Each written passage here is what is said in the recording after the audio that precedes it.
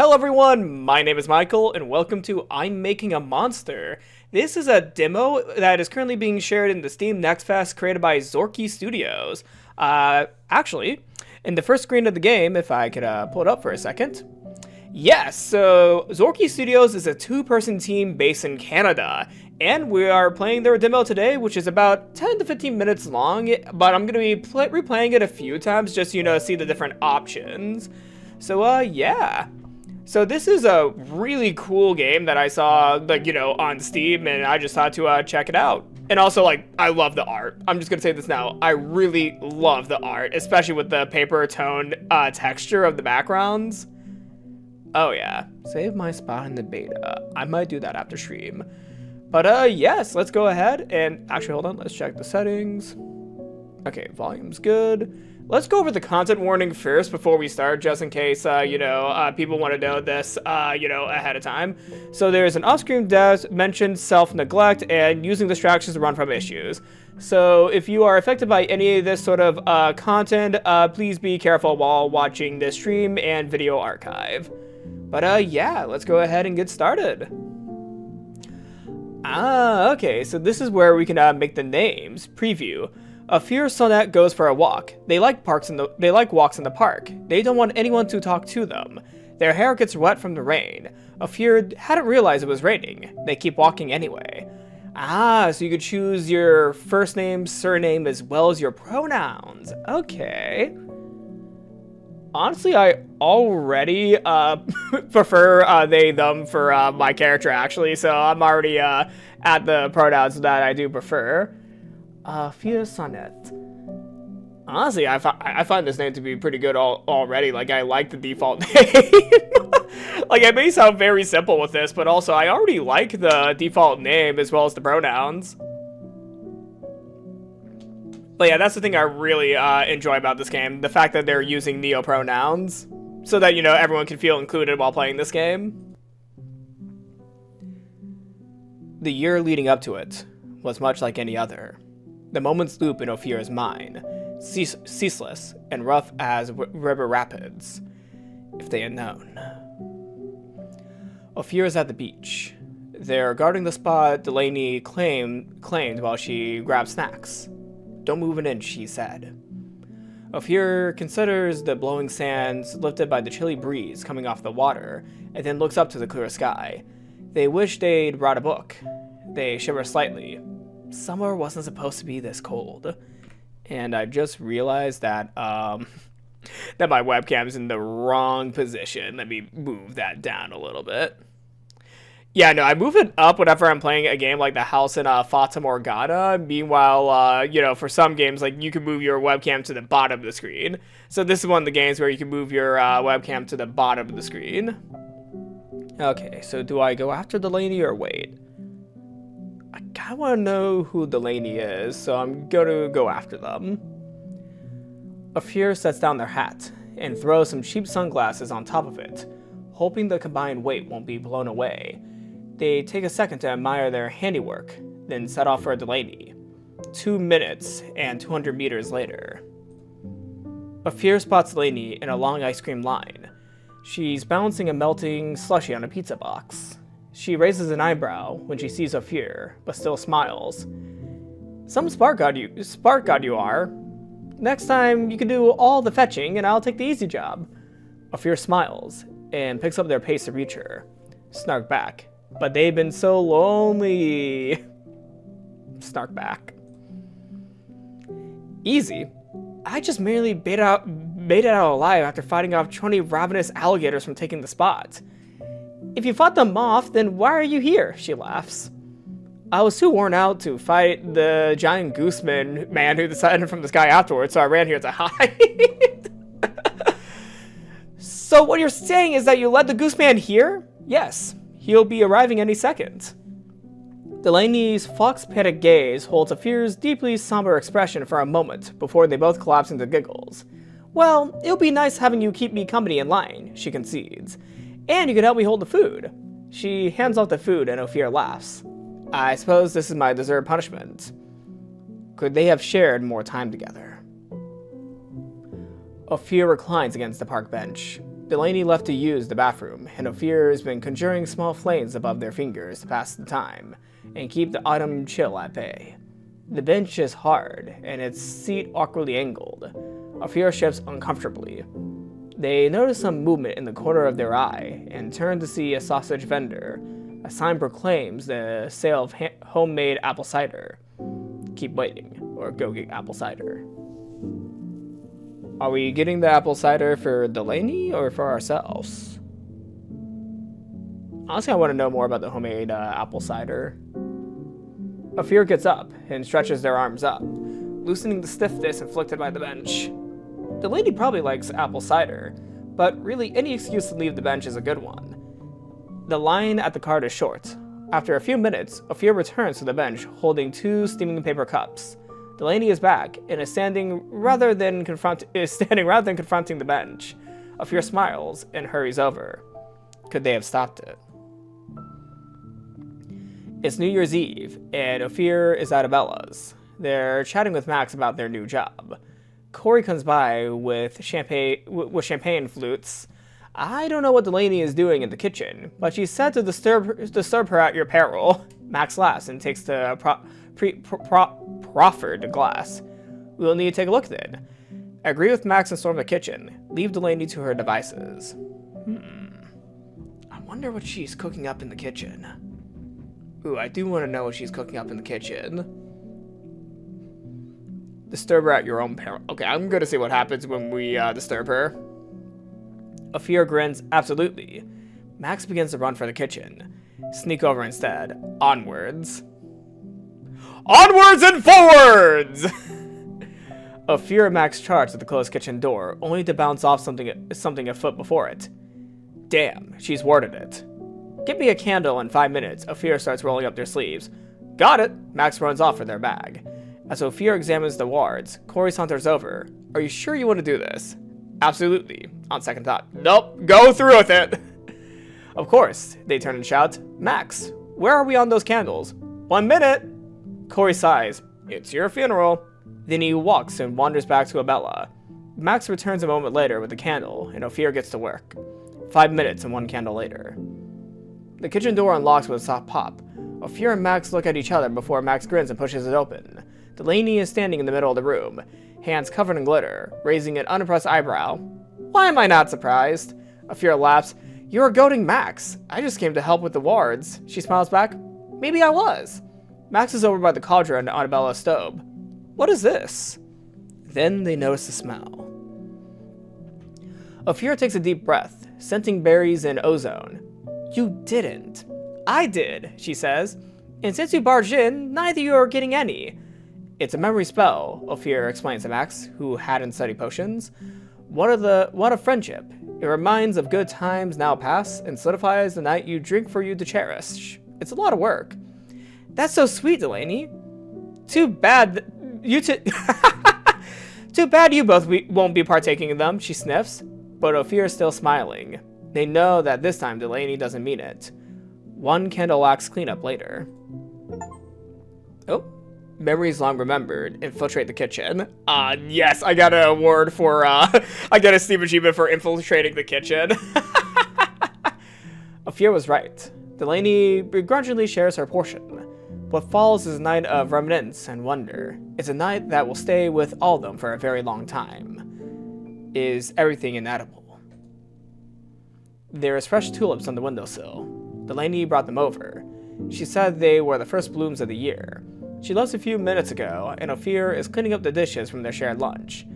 They had argued. They had bickered.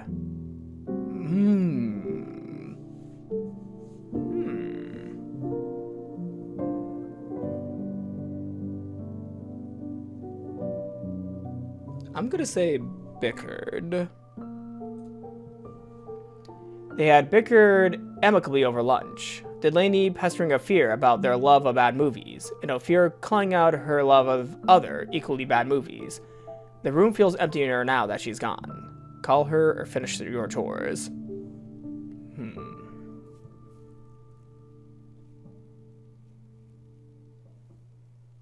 I mean, she just left. Do we call her? I'm gonna see. Now I'm just gonna make a decision based off of like what I would think, and I would say finish the chores first because she was just over for lunch. Afira refocuses on the dishes. They can call Delaney later, but later. Oh no. I had a slight feeling that this was gonna occur, but later never comes. Ophir won't speak to the lady again. A month passes. There are many monsters in our stories. Some come from folklore and seek to tempt, harm, or devour.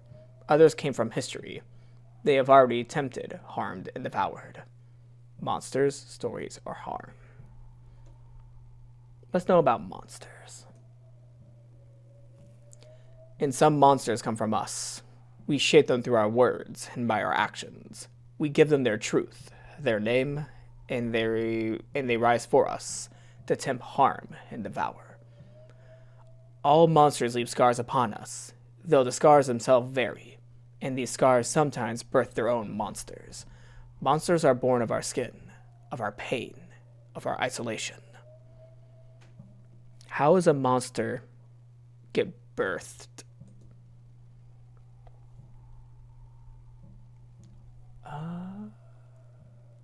Hold on, I'm trying to see where we are. Monsters born of us contain us within them. Their eyes are mirrors, and we tremble in their sight. Sometimes we create the monster, sometimes we become it.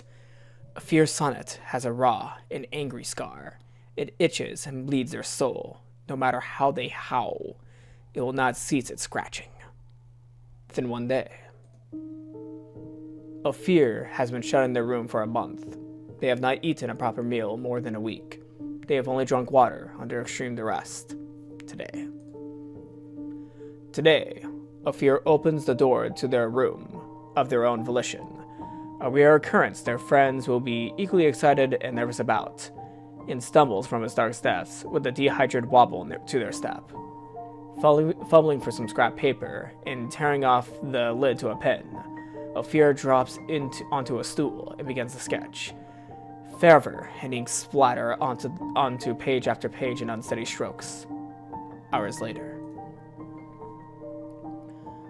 After hours, during which friends come over and find Ophir, are relieved to see them out of the room, and then distraught again to find Ophir unable to tear themselves from work. Ophir holds up a final page of formulas and diagrams, exclaim in triumph, or while in despair.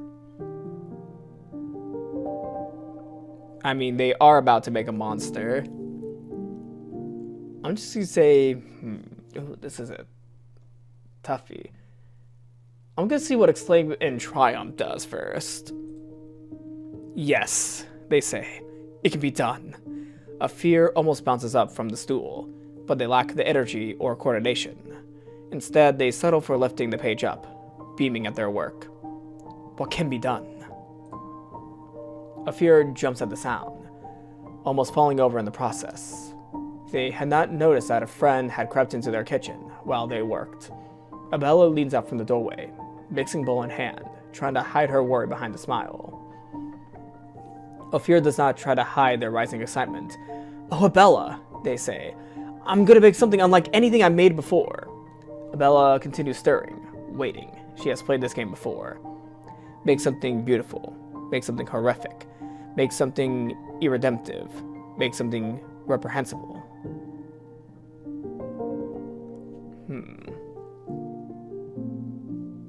Words do matter, and dictation does also matter. I'm gonna say beautiful to this one.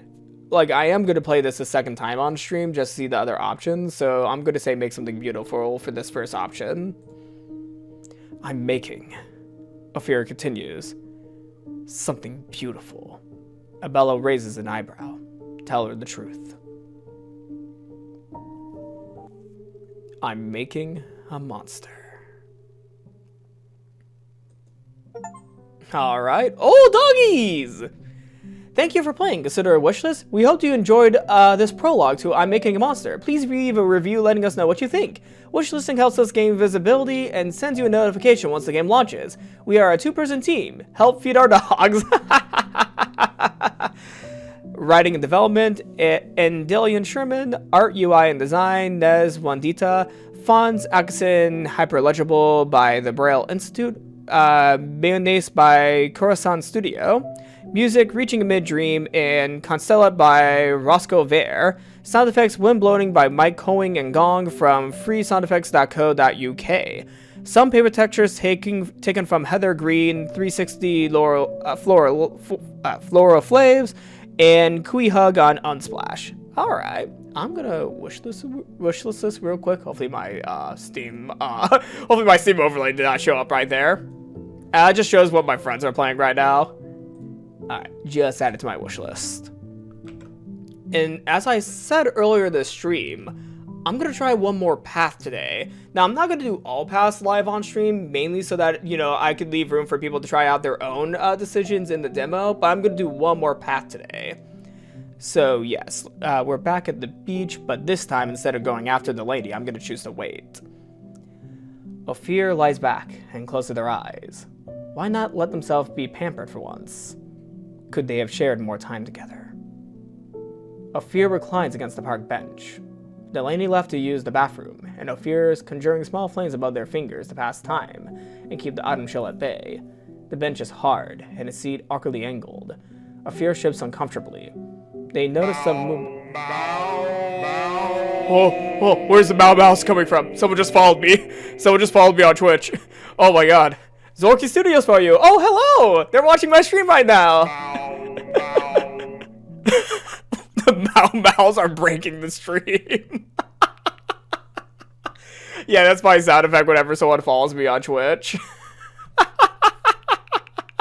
Hi, thank you so much for playing. Oh yeah, no, I'm really enjoying this demo so far. I already went through one path, and I kind of want to see like what the other paths look like. And yes, I'm glad you enjoy the Bow Mouse. Alright. They notice some movement in the corner of their eye, and turn to see a sausage vendor. A sign proclaims the sale of homemade apple cider. I did choose to get the apple cider last time, but what happens if I don't get it? Ophir doesn't really like apple cider, and can't remember Delaney's opinion on it. Oh, that's interesting. Yeah, because in the other one, they got 2 cups of apple cider. Interesting. I just thought about that, actually. I think in the previous path, when you picked to get the apple cider, you got 2 cups. Even if Ophir is, like, you know, not liking it, they still got a 2nd cup. Interesting. Getting up for something no one wants is an unnecessary hassle. After some time, Delaney returns. Shall we? She asks. Ophir leans back on the terrible bench. I'm not sure. I was just figuring out the ideal position to not be incredibly uncomfortable on this demonic piece of wood. Demonic piece of wood. Delaney smiles. I leave you to it then. Or, she asks, or you could help me exorcise a demon, and we could trap and study them. You've got my attention. What do we need for an exorcism? Exorcism time, sort of. The two began an intense, but leisurely walk and talk speculating on demons, exorcisms, and summoning circles. I don't think we need to give up just because there aren't any recorded sightings of demons. Or any proof of their existence? Delaney laughs. All the more glory for us once we catch this one. Many plans are formed, but alas, nothing comes of them. The sun begins to set, and goodbyes are made. We'll get them next time, Delaney promises. Could they have stopped it? It's New Year's Eve, and Ophir is at Abella's. They're chatting with Max about their new job. Corey comes in with champagne flutes. I don't know what the lady is doing in the kitchen, but she said to disturb her at your own peril. Max laughs and takes the proffered glass. We'll need to take a look then. So last time we joined Max in raiding the kitchen, so this time I'm gonna see what occurs when we leave Delaney to her devices. Will Max go in by themselves? I don't know. Last time I pushed her, she made good on the threat. What happened? Max asks, wide-eyed. Ophir looks away sheepishly. I don't want to talk about it. Max turns to face the others. Abella? If Ophir doesn't want to talk about it, then you won't hear it from me. Corey? I'm so glad you asked. You see, Corey! Abella groans. Come on, it wasn't that bad. You don't really mind, do you, Ophir? You do mind, actually. Corey can tell the story. I gotta know the story. Ophir sighs dramatically. I suppose you can tell it. Excellent, Max exclaims. Corey clears his throat and waves his hands dramatically. It all started one cold winter night.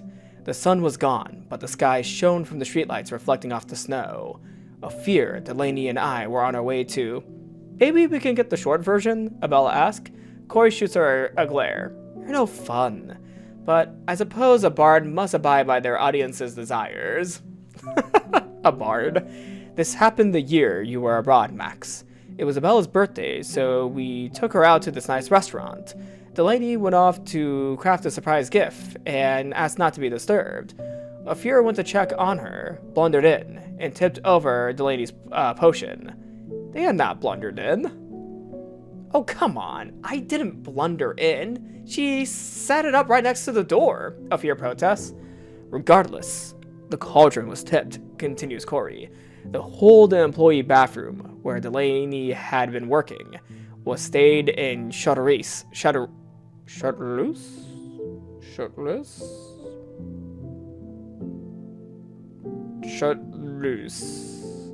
Chartreuse, I believe.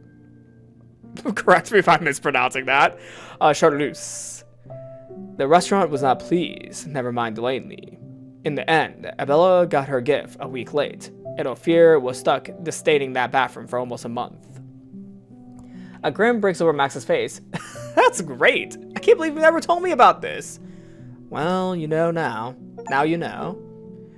Chartreuse bathroom. Hear an embarrassing story. Yep, that was a Steam achievement I just received. Ophir sighs good-naturedly. Well, now you know.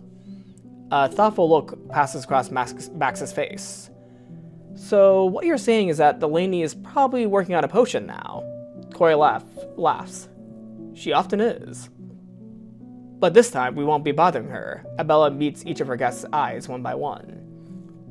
Because if my kitchen is staying Chartreuse, you're going to have to have more to worry about than Delaney. Max puts a hand on their chest. You have my word. And mine too, Ophir says with a smile. Is everything inedible? Now we're on the windowsill. Last time, we bickered about bad movies. But what happens if we argued? They had argued over the components of a new spell, and Delaney had said something very hurtful. The flowers and lunch were an apology. The room feels emptier now that she's gone. And last time, we finished our chores without calling her. So this time, we shall call. Ophir picks up the phone and rings Delaney. She picks up after a few seconds longer than usual. Sorry, I couldn't find my headphones. What's up? I was just thinking of you and wanted to chat a bit longer. She laughs. You're seeing me on Thursday. The two chat for the rest of her trip home. They discuss an album release, a controversial new toy line, and the merits of different flowers in strength-increasing potions. Controversial toy line? Huh. I'm very curious about controversial new toy line. Yeah, I'm just intrigued by some of these lines. But Thursday never comes. Ophir won't see Delaney again. A month passes. And now we're on to the tale of monsters. Last time I picked this option for monsters, but this time, I want to go with stories. There are many monsters in our stories. Some come from folklore and seek to tempt, harm, or devour. Others come from history. They have already been tempted, harmed, and devoured. All stories are true, but to a degree which may vary. And like all stories, this one is true in all ways that matter. It's a story with a villain who tempts and harms and devours. All monsters leave scars upon us, though the scars themselves vary, and these scars sometimes birth their own monsters. Monsters born of our skin, of our pain, of our isolation. I picked birth last time, so let's see scars. Scars are rawed, or scabbed, or healed somewhat independent of time. Death has more to do with it than freshness. The scars that run deep can cut more than anyone might realize. A fierce sonnet has a raw and angry scar. It itches and bleeds their soul. No matter how they howl, it will not cease its scratching. Then one day... Alright. Ophir has been shut in the room for a month. They have not eaten a proper meal in more than a week. They have only drunk water under extreme duress. Today, Ophir opens the door to their room of their own volition. A rare occurrence their friends will be equally excited and nervous about, and stumbles from his dark desk with a dehydrated wobble in their step. Fumbling for some scrap paper and tearing off the lid to a pen, Ophir drops onto a stool and begins to sketch. Fervor and ink splatter onto page after page in unsteady strokes. After hours, during which friends come over and find Ophir, are relieved to see them out of the room, and then distraught again to find Ophir unable to tear themselves from work. Ophir holds up a final page of formulas and diagrams. And last time we exclaim in triumph, but today, or this time, we're wallowing in our despair. No, they say. I'm not certain it can be done. Ophir slumps on their stool, resting their forehead against the desk. What can't be done? Ophir jumps at the sound, almost falling over in the process. They had not noticed that a friend had crept into their kitchen while they had worked. Abella leans out from the doorway, mixing bowl in hand, trying to hide her worry behind a smile. Ophir picks himself up. They've never failed before, so why start believing they might now? Oh, Abella, they say. I'm trying to make something unlike anything I've made before. Abella continues stirring, waiting. She has played this game before. And last time, we made something beautiful, but do we make something horrific, redemptive, or reprehensible? I'm gonna see what happens with reprehensible. I'm making. Fear continues. Something reprehensible. Abella raises an eyebrow. And let's tell her the truth. I'm making a monster. Alright, let's see the doggies again. Doggies! Alright, yeah, I really enjoyed playing this demo. I did say on stream earlier that I was only going to do 2 paths to leave the other options open for those to play the demo after watching either the stream or the video archive of this. But I really enjoy the writing of this game as well as like the general style, since it kind of reminds me of an old storybook. Like a classic old storybook with the way that, you know, everything's laid out with like the art as well as the, you know, dialogue and script. So I'm really enjoying the general aesthetics of this game, and I already wishlist it. Alright, let's go to menu real quick. Yeah. Yes, I didn't find any bugs in this beta. I might play a few different dialogue options after I am done with stream, just to see if there's any bugs, just to check out anything out. But yes, I'm going to quickly save my spawn in the beta. Even if I don't stream the beta, I still want, you know, to try out the beta when it comes out. So I'm going to throw my email address in there.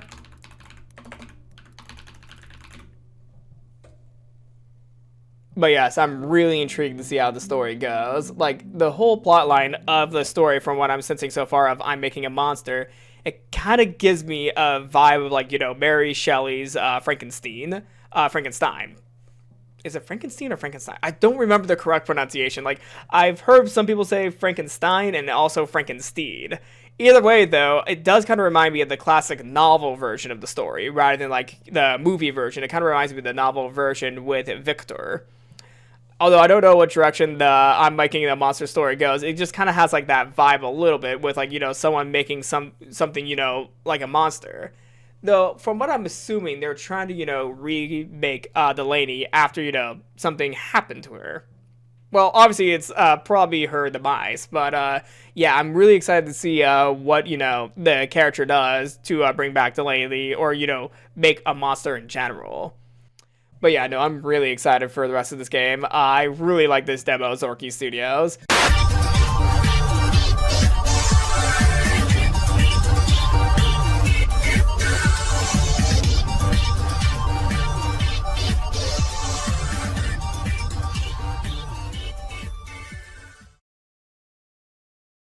Okay, okay.